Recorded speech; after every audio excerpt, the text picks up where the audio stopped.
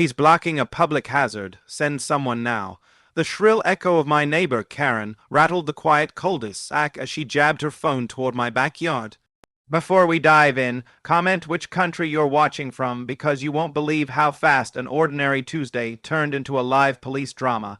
I stood frozen on my porch, the smell of freshly cut grass still hanging heavy as her words drifted through the twilight. Crickets went silent, dogs down the street barked like they sensed the storm building, and my heart thudded loud enough to rival the distant siren she just summoned. The day had started calm, the kind of morning where sunlight drips through the blinds in soft golden ribbons, and you can almost taste the coffee before it brews. I had spent hours clearing the old fence line, stacking cedar boards into neat piles while the breeze carried a scent of pine and damp soil. My backyard is my sanctuary, oak trees stretching like cathedral columns, the soft crunch of gravel paths under my boots, and a new patio I'd worked on for weeks. I'd finally put up a sturdy gate, locking it for the first time in years.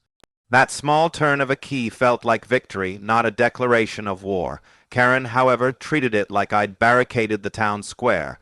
Around noon she'd appeared in her usual bright visor and floral jacket, her shadow spilling across my driveway before her words even landed.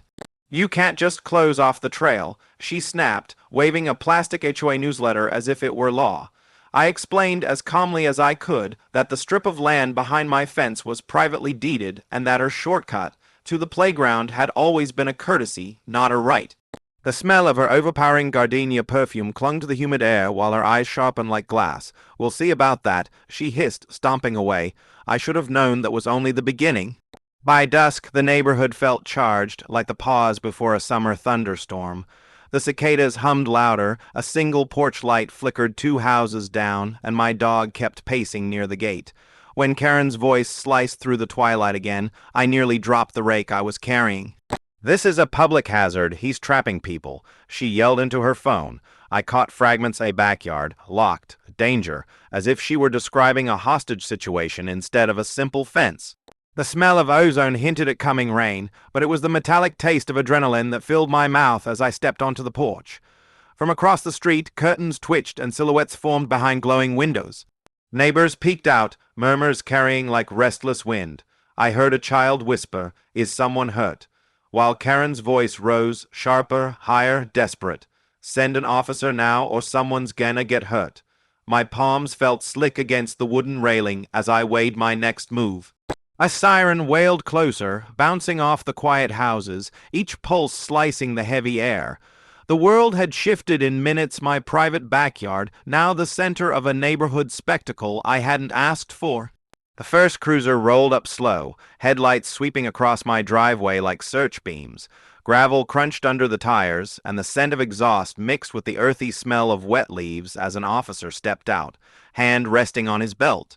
Karen darted toward him, waving her phone like a victory flag. "Officer, thank God." He locked the gate, and now people can't pass. "It's dangerous." Her voice cracked with manufactured panic, loud enough for every neighbor leaning from their porches to hear. I stayed still, feeling the porch boards flex beneath my boots, my pulse hammering as if I were guilty of something I couldn't name. The officer approached with measured steps, the beam from his flashlight slicing across the yard. "Evening," he said, his tone calm but assessing. "We got a call about a public hazard." Karen jumped in before I could speak. "Yes, he blocked the public path. Kids could be trapped if there's a fire. He can't do this." Her words tumbled out like stones, each one sharper than the last. I caught the faint scent of her perfume again, thick and cloying, while my dog barked low, sensing the tension like static before lightning.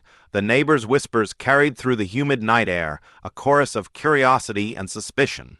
I steadied my voice. "Officer, this is my property. That gate closes off my private yard, not a public path. It's been surveyed, recorded, and I have the deed to prove it."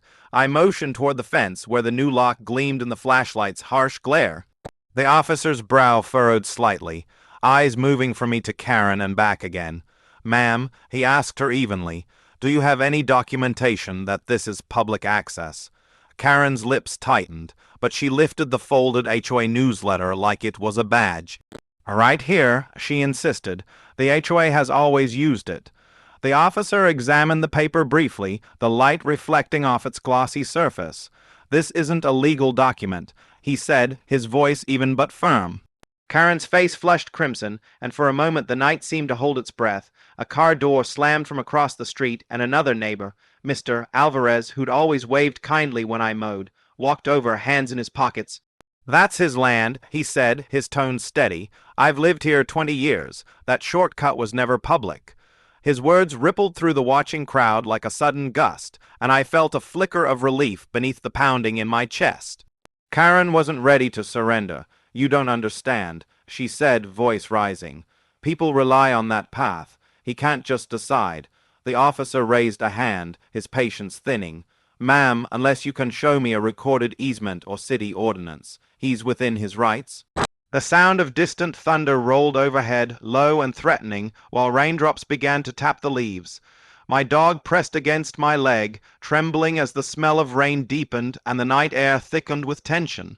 Karen's eyes darted around, seeking support, but the murmurs from the neighbors had shifted. Less sympathy now, more wary curiosity. Another cruiser pulled in, lights strobing red across the wet pavement. Two more officers stepped out, radios crackling faintly. Karen's face twisted with frustration as she pointed toward me, her voice cracking into a near scream. "He's dangerous. He's hiding something back there. I know it."